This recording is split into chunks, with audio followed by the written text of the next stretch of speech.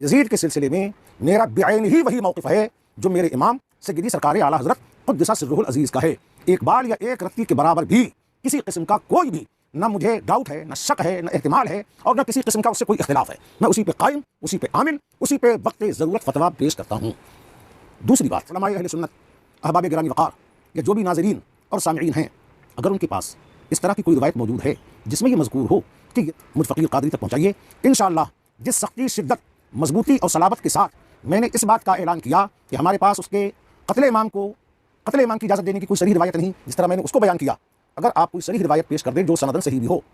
انشاءاللہ اس سے زیادہ قوت و مضبوطی کے ساتھ ڈنکے کی چوٹ پر میں اس بات کا اعلان کروں گا۔ حق واضح ہونے کے بعد انشاءاللہ مجھے قبول حق، اتباع حق اور حق کے سامنے سر تسلیم خم کرنے میں کسی قسم کی کوئی عار، کسی قسم کا کوئی ننگ محسوس نہیں ہوگا۔ السلام علیکم ورحمۃ اللہ تعالی وبرکاتہ۔ نحمده ونصلي ونسلم على حبيبه الكريم وآله وصحبه الذين قاموا بنصرة الدين القويم، أما بعد فأعوذ بالله من الشيطان الرجيم، بسم الله الرحمن الرحيم، قل جاء الحق وزهق الباطل إن الباطل كان زهوقا، صدق اللہ العلی العظیم۔ رب اشرح لی صدری ویسر لی امری واحلل عقدۃ من لسانی یفقہوا قولی۔ برادران اہل سنت، عزت مآب سامعین و ناظرین، فقیر محمد اشتیاق قادری آپ کی خدمت میں حاضر ہے، اور روافض کے رد میں 5 محرم الحرام کو فقیر قادری کی ایک تقریر ہوئی تھی جو تقریباً 2 گھنٹے پر مشتمل تھی، اس کا بعض حصہ سوشل میڈیا کے ذریعے عوام تک پہنچا، جس پر ہمارے بہت سے احباب اہل سنت کو اعتراض ہے اور بہت سارے ان کو اشکالات ہیں۔ میں اپنی اس وضاحتی گفتگو کے ذریعے سے اپنی گفتگو میں جو چیزیں بیان کی ہیں ان کے سلسلے میں کچھ صراحت اور وضاحت پیش کرنا چاہتا ہوں۔ اللہ تبارک و تعالیٰ کی بارگاہ میں دعا گو ہوں کہ رب کریم مجھے مذہب اہل سنت و جماعت، جس کو آج عرف عام میں مسلک اعلیٰ حضرت کہا جاتا ہے، اس پر پہاڑ سے زیادہ مضبوطی کے ساتھ استقامت عطا فرمائے۔ میں اپنی گفتگو کے شروع میں سب سے پہلے یہ عرض کر دوں، یزید پلید کے سلسلے میں فقیر محمد اشتیاق قادری کا بے چون و چرا، ایک بال کے برابر بلکہ رتی برابر بھی اس موقف سے کوئی اختلاف نہیں جو میرے امام مجدد اعظم دین و ملت سیدی سرکار اعلیٰ حضرت قدس سرہ العزیز نے اپنے فتاویٰ میں پیش فرمایا ہے۔ میرا اپنا ذاتی نجی مطالعہ، میری اپنی معلومات اور جو بھی تحقیقات ہوں وہ سب امام اہل سنت کے موقف پر ہی ہیں۔ میں اسی کا قائل، اسی پہ عامل، اسی پر اپنی قوم کو قائم رہنے کی تلقین اور دعوت پیش کرتا ہوں۔ لہٰذا اب میرا موقف جو امام اہل سنت کے ارشادات کی روشنی میں ہے وہ پھر سن لیا جائے۔ میں یزید پلید کو فاسق، فاجر، جری علی الکبائر، بے شمار کرائم کا مرتکب اور بہت سی خباثتوں شرارتوں میں ملوث فرد خبیث و مطعون جانتا ہوں۔ البتہ اس کی تکفیر اور اس پر لعن کے سلسلے میں جو جمہور اہل سنت کا موقف ہے، میں اسی پر قائم ہوں کہ ہم اس کی تکفیر اور اس پر لعن کے سلسلے میں توقف اور سکوت اختیار کرتے ہیں کہ کسی کی تکفیر بہت عظیم مسئلہ ہے، اس کے لیے جس طرح کے دلائل و شواہد موجود ہونا چاہیے، اس طرح کے دلائل و شواہد ہمارے پاس موجود نہیں۔ البتہ اس کا فسق و فجور تواتر سے ثابت ہے، اس کے فسق و فجور میں ہم کوئی توقف نہیں کرتے، اس کی خباثت و شرارت کے بارے میں کوئی سکوت اختیار نہیں کرتے، اس کو فاسق و فاجر و بدکار و نابکار و ناہنجار و عیار یہ سب کچھ جانتے ہیں، لیکن جس طرح جمہور اہل سنت نے اس کی تکفیر نہیں کی، فقیر بھی اس کی تکفیر کے سلسلے میں توقف و سکوت کو ہی ترجیح دیتا ہے، اسی کو اختیار کرتا ہے، اسی پہ عامل، اسی کا قائل، بوقت ضرورت اسی پر فتویٰ دیتا ہے۔ ہاں، قتل سیدنا امام حسین رضی اللہ تعالی عنہ کے سلسلے میں بھی فقیر کا وہی موقف ہے جو جمہور اہل سنت کا موقف ہے کہ ہمارے پاس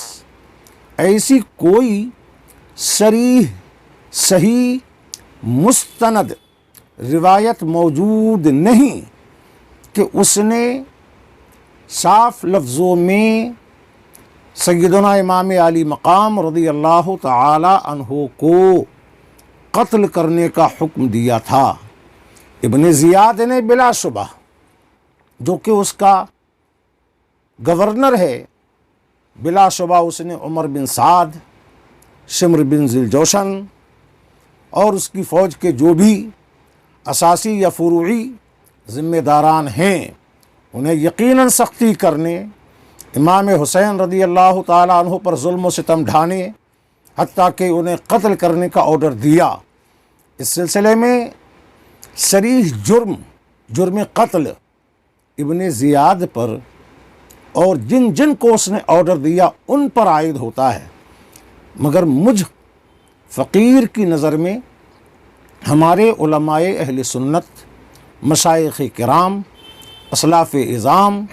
جس کو ہم تسلیم کرتے ہیں اور جس کی روشنی میں اپنا موقف پیش کرتے ہیں، کم از کم میری معلومات میں کوئی ایک صریح صحیح مستند روایت ایسی موجود نہیں جس میں قتل امام حسین کا حکم ہو۔ البتہ جب امام پاک کی شہادت ہو چکی اور آپ کا سر انور دربار یزید تک پہنچا تو گرچہ روایتیں مختلف ہیں، ان میں سے ایک روایت یہ بھی ہے کہ اس نے سر اقدس امام علی مقام رضی اللہ تعالی عنہ کو دیکھنے کے بعد اپنی رضا، خوشی، مسرت کا اظہار کیا اور سر اقدس کے ساتھ ناروا سلوک برتا، جو اس کی شقاوت، اس کی بدبختی، محرومی، فسق و فجور اور شرارت و شناعت پر صریح دلالت کرتا ہے، اس کے ہم قائل ہیں، اس پر ہم عامل ہیں۔ گرچہ اس سلسلے میں روایات مختلف ہیں۔ ایک روایت یہ بھی ہے کہ سر انور جب اس کے دربار میں پہنچا تو اس نے افسوس و ملامت کا اظہار کیا، شرمندگی کا اظہار کیا، اور ایک روایت یہ بھی ہے کہ وہ شروع میں راضی ہوا، بعد میں جب اس کو لعن طعن کیا گیا تو اس نے پھر ندامت کا اظہار کیا، جیسا کہ اس سلسلے میں مختلف اقوال ہیں۔ تو میں اہل سنت و جماعت کے موقف سے ایک بال کے برابر بھی نہ ادھر نہ ادھر، رتی بھر میرا کوئی اختلاف نہیں۔ میں پہاڑ سے زیادہ مضبوطی کے ساتھ کل بھی اسی موقف پہ تھا، آج بھی اسی موقف پہ ہوں، اور تا دم مرگ انشاءاللہ اسی موقف پہ قائم رہوں گا کہ وہ فاسق و فاجر و بدکار و ناہنجار تھا۔ البتہ ایسی کوئی صریح روایت ہمارے سامنے موجود نہیں کہ جو قتل امام حسین کا پتہ دیتی ہو۔ ہاں، اس کے طور طریقے انداز جو بھی ہیں وہ دلالتاً سمجھا جاتا ہو کہ اس نے قتل امام حسین رضی اللہ تعالی عنہ کا آرڈر دیا، وہ ایک الگ امر ہے، لیکن ہمارے پاس کوئی صریح صحیح روایت ایسی موجود نہیں جس میں اس نے امام حسین رضی اللہ تعالی عنہ کو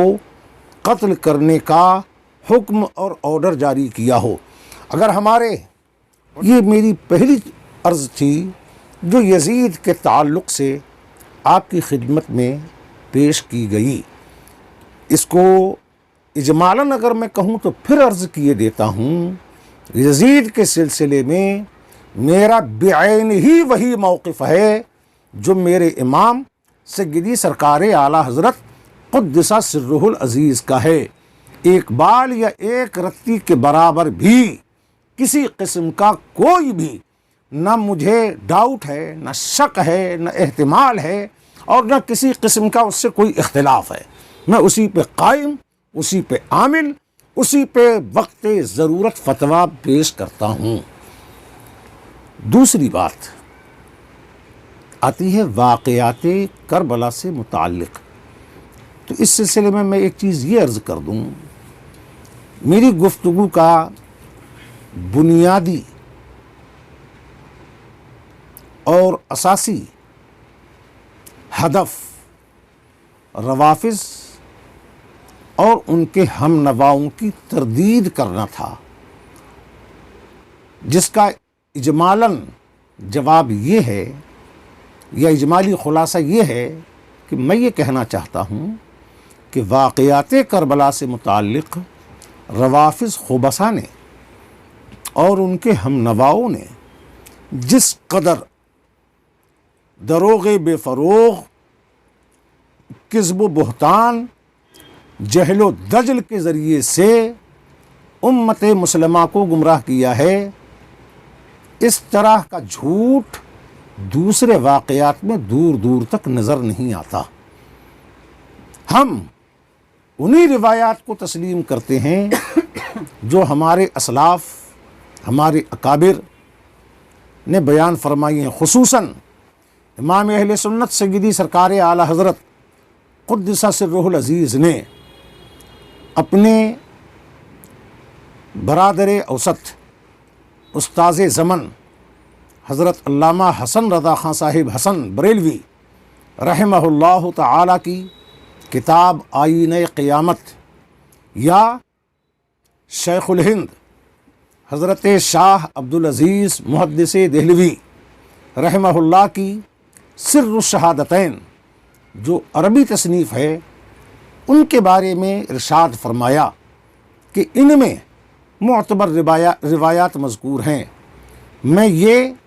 اور اسی طرح کی ہمارے اکابر کی کتابیں، مثلاً صدر الافاضل، فخر الاماثل،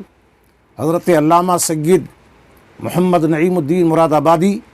رحمۃ اللہ تعالی علیہ کی تصنیف سوانح کربلا، بلا شبہ ان بزرگوں نے، ان اسلاف نے جو روایات بیان فرمائیں، فقیر قادری ان کو تسلیم کرتا ہے، تردید ان روایات کی کرتا ہے جو روافض خبثاء اور ان کے ہم نواؤں نے بے سر پیر، بے سند گڑھ رکھی ہیں۔ مثلاً تاریخ طبری سے لے کے البدایہ والنہایہ تک ابو مخنف، لوط بن یحییٰ جیسے کذاب جھوٹے شیعی کی سند سے جو واقعات بیان کیے ہیں، میں صرف ان کی تردید نہیں کرتا بلکہ ان سے مکمل بیزاری کا اظہار کرتا ہوں، میں تسلیم ان روایات کو کرتا ہوں جو ہمارے اسلاف نے بیان فرمائی ہیں۔ میں ایک دو بات عرض کر دوں، مثلا پانی کی بندش کے سلسلے میں کہ حضرت امام علی مقام رضی اللہ تعالی عنہ پر پانی کی بندش کی گئی تھی۔ میں یہ تسلیم کرتا ہوں کہ 7 محرم الحرام سے حضرت سیدنا امام حسین رضی اللہ تعالی عنہ پر ابن زیاد کے آرڈر کی وجہ سے فرات کا پانی بند کیا گیا، کہ فرات کے گھاٹ پر جانے سے آپ کو روک دیا گیا،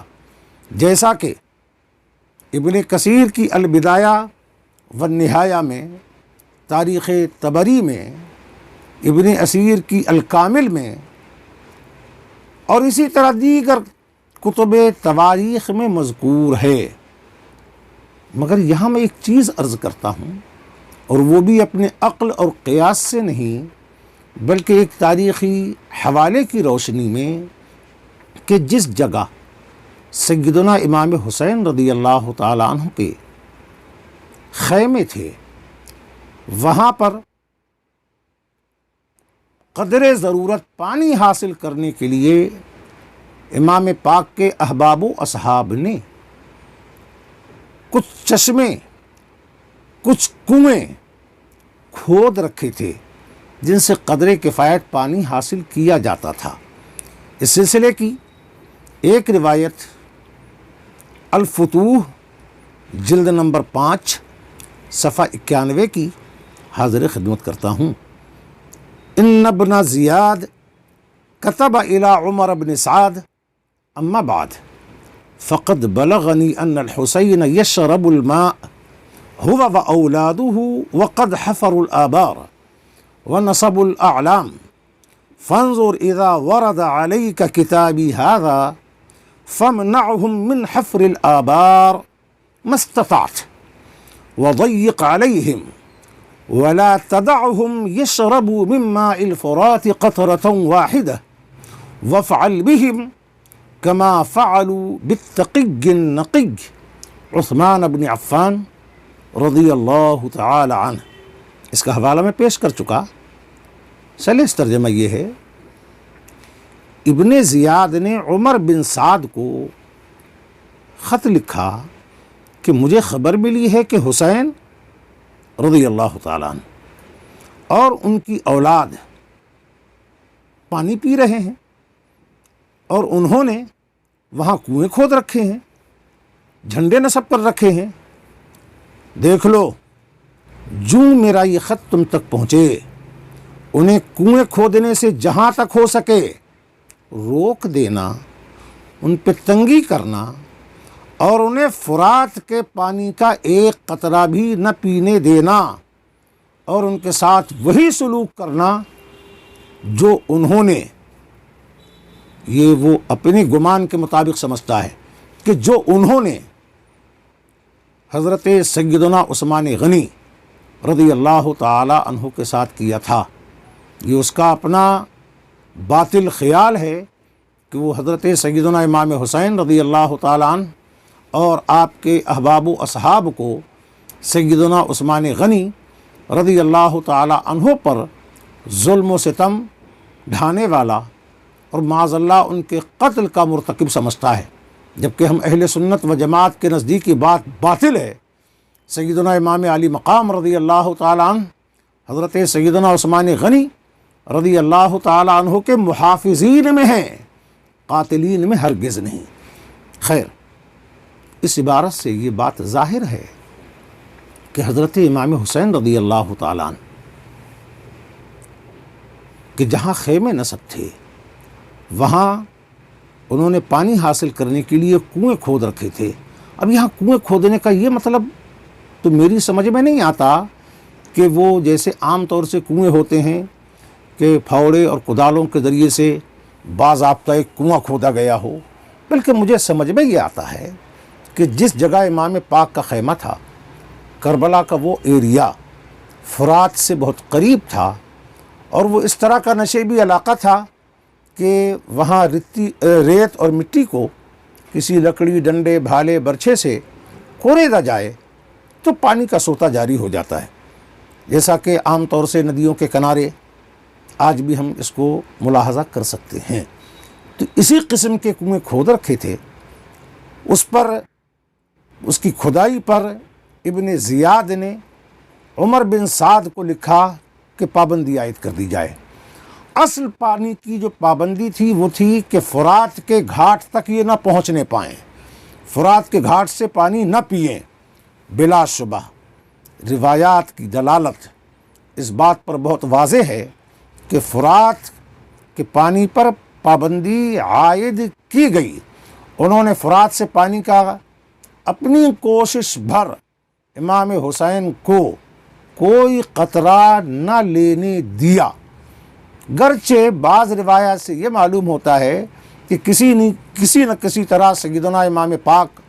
اور آپ کے دیگر احباب و اصحاب فرات کا پانی حاصل کر لیتے تھے، لیکن اس میں دو رائے نہیں کہ ابن زیاد کے خط کی وجہ سے عمر ابن سعد نے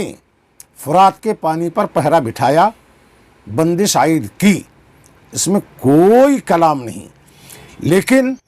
وہاں پانی موجود ہونا، جیسا کہ ابھی میں نے جو عبارت پیش کی اس سے بھی ظاہر ہے۔ مزید البدایہ والنہایہ جلد نمبر 8 صفحہ 253 پر خاص یوم عاشورہ 10 محرم الحرام کے سلسلے میں یہ مذکور ہے، قالوا فلما صلى عمر بن سعد الصبح بأصحابه يوم الجمعة وقيل يوم السبت وكان يوم عاشوراء انتصب للقتال وصلى الحسين أيضا بأصحابه وهم 32 فارسا و40 راجلا۔ آگے مزید کچھ عبارتیں ہیں جو غیر متعلق ہیں ہم سے،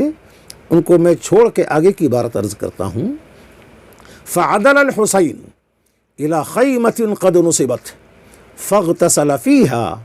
واطلب النورة وتطيب بمسك كثير ودخل بعده بعض الأمراء ففعلوا كما فعل فقال بعضهم لبعض ما هذا في هذه الساعة إلى آخر ما قال۔ اس روایت کا خلاصہ پیش کرتا ہوں، صرف وہ یہ ہے کہ 10 محرم الحرام کو سیدنا امام حسین رضی اللہ تعالیٰ عنہ نے نماز فجر پڑھانے کے بعد اپنے خیمے میں دخول فرمایا، خیمے میں تشریف لائے، اور تشریف لانے کے بعد آپ نے غسل فرمایا، اپنے جسم پاک پر بہت سی خوشبو لگائی، اور اس کے بعد حضرت سیدنا امام حسین رضی اللہ تعالیٰ عنہ نے اپنے میمنہ اور میسرہ پر جو امراء مقرر کر رکھے تھے وہ امراء اپنے اپنے خیموں میں داخل ہوئے۔ انہوں نے بھی ویسا ہی کیا جیسا کہ حضرت امام حسین رضی اللہ تعالیٰ عنہ نے کیا،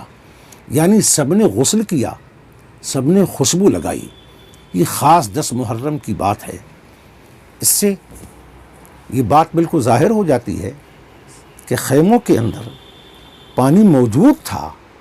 تبھی تو آپ نے غسل فرمایا۔ اگر پانی موجود نہ ہوتا تو غسل کرنے کا کیا مطلب؟ تو اب امام اہل سنت سیدی سرکار اعلیٰ حضرت